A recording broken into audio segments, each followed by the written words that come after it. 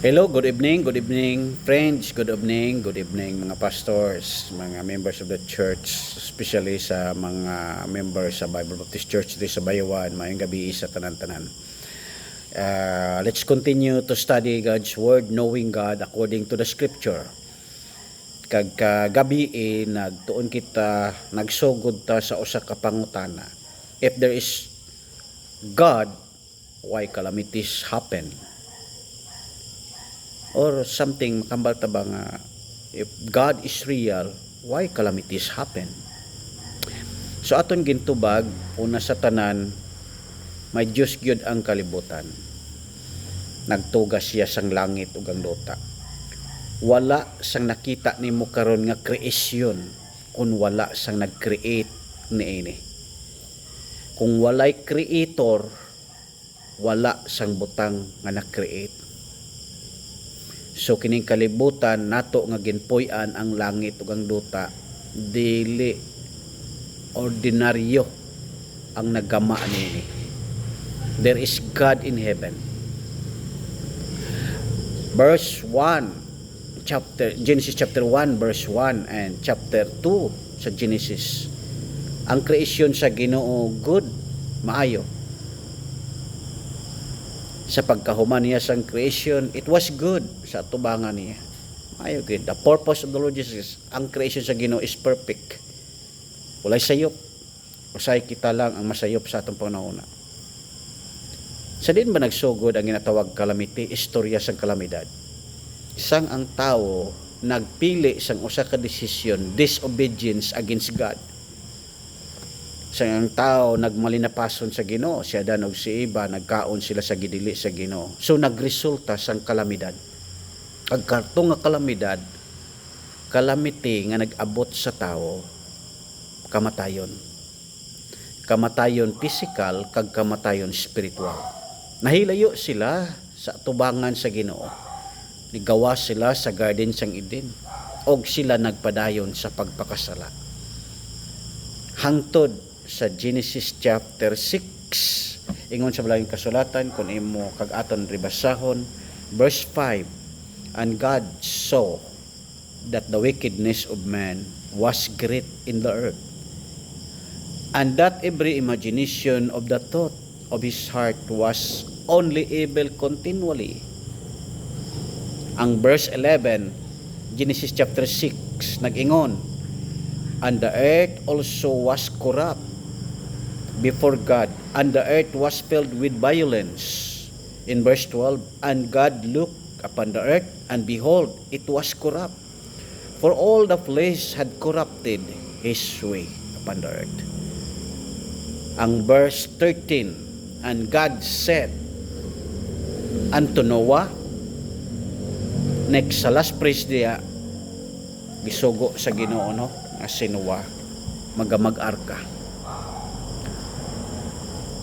Ang Diyos naghimo og pamaagi kung paano ang tawo makabalik aron dili mahiagom sa dako nga kalamidad. Nagamit siya sang usa ka tawo nga si Noah aron mo gamag-arka. 120 years nga gama ni Noah sang arka.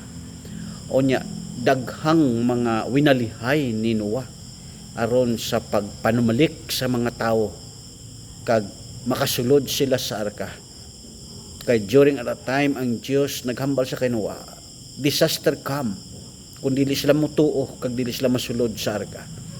Sa kadako sa arka, there's only one door. Nagapigsulti lang nga kana nga mga panahon may umaabot nga disaster. Usa lang yun ang pamaagi nga ang tao maluwas. Mao ang pagsulod sa ganhaan sa arka. Ang tao perti magkagahi ang kasing-kasing, nagpabilin sa kadautan, gihigugma ang kadautan, magluwas sa Dios. So ang story nakita naton lunok. 8 lang ka tawo nakasulod sa may arka. Si Noah kag ang iyang panimalay. Nagpadayon ang istorya sa Balang Kasulatan tubtob nga sa kay Noah, nagdaghan ang mga tao hangtod subong. Apan ang tao nagpabiling gihapon sa kinayahan nga daotan. Apan ang Dios naghimo gihapon pamaagi nga dili disaster ang ilang padulungan. Sa panahon ni Noah, ang arka to save sa mga katawhan aron mahilayo sa kalamidad. Sa panahon karon ni Kristo, it is a grace. Si Jesus Christ nga sa kalibutan aron dili ta makaagom sa pinapakadako nga trahedya, kalamidad unya nga umaabot. Mao ang linaw sa kalayo. So si Jesus Christ gipadala the only door to heaven. He is the way, the truth, and the life. No man cometh unto the Father but by me. Para ikaw makaduol didto sa langit kag may layo sa dako unya nga kalamidad sa imong kinabuhi. Jesus Christ is the only way to heaven. Ang sala mahinungdan nga may makalamidad. Ang sala nagresulta sa mga kalamidad. Kag ang kalamidad niabot kanato because of sin. Apan ang Dios naghimog pamaagi aron kita usab luwason sa panahon ni Noah ang arka. Karon ang kalamidad umaabot gihapon. Kag ang kalamidad nga ginakadlukan naton kanang linaw sa kalayo nga magaantos ka dito forever and ever. So kadto ta sa ika number 3. Kalamidad happen, it is a sign of the end. Di lamang ang kalamidad niabot tungod sa sala, ang kalamidad niabot, that is the consequence of our sin. Number 3, it is a sign of God's coming, of Christ's coming. In the book of Matthew chapter 24 verse 3,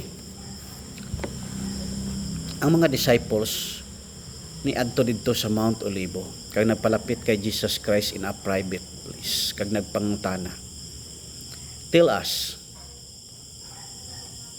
when shall these things be? Kanus kini mahanabo? And what shall be the sign of thy coming and of the end of the world? Si Jesus nitubag sa ila sa verse 7. Kon makadungog na kamugani kay makita kamo sang nasod nga makaaway batok nasod, nation against nation, kingdom against kingdom, famine kung may nainay gutom, samot ang gutom, og naay pestilence, kamatay, ang typhoon na apil man kamatay, or calamities, earthquakes, it is a sign nga ang Diyos kag ang kalibutan hapit na makuman. So kini it is a sign nga ang kalibutan di na magdugay. This world is not our home. I'm just a passing through. Ikaw, ako, malagi lang yun nining babaw sa kalibutan. Kining kalibutan nga aton ginpangga, nagtukod tag nindot kayo nga balay, pag-on kayo. May bintaha, pero dili kasaligan. Ang kalibutan nga aton ginpoy-an, front kayo sa mga kalamidad. Bisag asa ka, linog dire, linog didto, baha dire, baha didto, gubat dire, gubat didto. It is a sign na kining kalibutan di ni maoy aton permanent na puy-anan. In John chapter 14, in verse 1 down to verse 6, ingon pa sa Bangkalan, let not your heart be troubled. You believe in God, believe also in me. In my Father's house are many mansions. If it were not so, I have told you, I go to prepare a place for you. And if I go and prepare a place for you, I will come again and receive you into mercy of that where I am, there may be also. Si Tomas nagingon, Ginoo, wala kami kabalo kung asa ka makadto. Kag asa kami moagi. Sa verse 6, nag-ingon si Jesus Christ, Tomas, I am the way, the truth, and the life. No man cometh to the Father but by me. He is the door to heaven. May nindot dito nga langit, nagiaman ang Ginoo nga wala nay kasakit. Ang langit is a place of joy. It is a place of a perfect place. Walay corrupt. Wala nay kadaot. Ang lugar nga langit ginprepara sa Ginoo sa mga tao nga nakaprepara. Those who believe in Him, those who trust in Him, those who repent to Lord Jesus Christ, na bag-o ang ilang kinabuhi, ang lugar nga langit para sa imo kag para sa akon. Wala sang tao nga gindid-an didto kung ikaw maghinulsol sa iya ha, kag magpalapit kang Kristo sa imong mga sala. Kini nga lugar imong padulongan. Pero kung dili, calamities happen. Ingon sa Barang Kasulatan, ang imperno mao'y lugar sa usa ka dapit nga pagkadtuan sa mga tawo nga nagsalikway sa Dios. It is a lake of fire, linaw sa kalayo. Worm diet not, ang ulo di mamatay. Mga higala, friend, dumduma nga ang Dios nagapanawagan subong sa imo. Nagapanawagan subong sa imo. Kag ang Dios nagapanawagan nga ikaw mag-repent muduol sa iyang ngalan. It is a serious matter nga dapat nimo dumdumon sa imong kinabuhi. God loves you. Ang Diyos nagahigugma nimo. Daghan sa mga pastor nga nangugat kay pagwali, nag-invest sila kwarta, nangita sa mga kalagwali sila. Para lang gyud nga ang kaluwasan maabot nimo nako aron dili ka mahiagom sa dako nga disaster. Pero well, kung imo isalikway kag pilion nimo ang pagsalikway sa ngalan sa Dios ug dili ka magbag-o sa imong kinabuhi, now makaangkon ka sa ginatawag kalamidad, kag kini nga kalamidad forever and ever magaantos ang imong kalag dito sa linaw sa kalayo. So karon, it's time to repent. It's time to return to the Lord Jesus Christ. Make a decision right now. Pangayog pasaylo sa imong kasalanan. Pamalandungi kini nga mga pulong. The last, adto sa katapusan. Disaster comes, there is a message of hope. Kung ang disaster mo abot, may mensahe sa paglaom. And that is Jesus Christ. Una ako may mga disaster na abot. Sino man ang aton nga tawgon? Si Kristo Jesus, kay siya lamang gyud ang aton paglaom. Siya lang nga may kabalakan nimo kag kabalakan nako. Siya lang ang nagahigugma sa imong kalag, sa imong kinabuhi. Kag dili siya gusto nga tumpawa ka unya sa dako pagyud nga kalamidad sa imong kinabuhi, maong imperno. O naging offer niya ang iyang kaugalingon. Willing siya magpasan sa cross. Willing niya ipailig ang iyang dugo dito sa cross ng Kalbaryo. Willing siya nga magtubos, magluwas kanimo. If you believe in Him, if you trust the Lord Jesus Christ sa imong kinabuhi, imo ba siya tuuhan? Saligan ba siya nimo? Are you repent your sin? Are you believe in Jesus Christ? Inulsulan ba nimo imong kasalanan sa tubangan sa Ginoo? Himuan ni. Mao ni ang pinakadabis nga desisyon sa imong kinabuhi nga imong paghimuon. Para sa maabot nga disaster, hinulsuli ang imong kasalanan para hindi ka mahiagom. Di sa kalibutan mamatay man gid ang aton nga lawas. Pero kung ikaw may relasyon sa Dios, ang imong kalag dili magantos didto sa linaw sa kalayo. Maluwas ka kung imo siya tuuhan. According to John chapter 3 verse 16, for God so loved the world that He gave His only begotten Son, that whosoever believeth in Him should not perish but have everlasting life. In John chapter 3 verse 36, ang nagdawat sa anak may kinabuhi. So ng anak Jesus Christ, apa dili mo dawat sa anak kay Jesus Christ ang kalipungot sa Dios magpabilin nimo nako. It's time to humble ourselves, palapit ta sa Ginoo, kag magpangamuyo ta. Lord, tabangi ko, nakasala ko, hindi ko gusto makakadto sa dakong disaster unya nga forever dito ang linaw sa klayo. Gusto ko ikaw dawaton sa akong kasing-kasing o kinusulan ko ang akong mga kasalanan. Nagatuo ko nga ikaw lang ida akong only Savior going to heaven. Maluwas ka according to the Bible.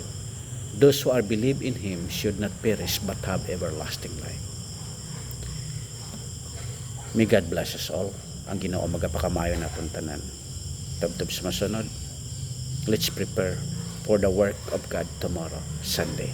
God bless. God bless. God bless.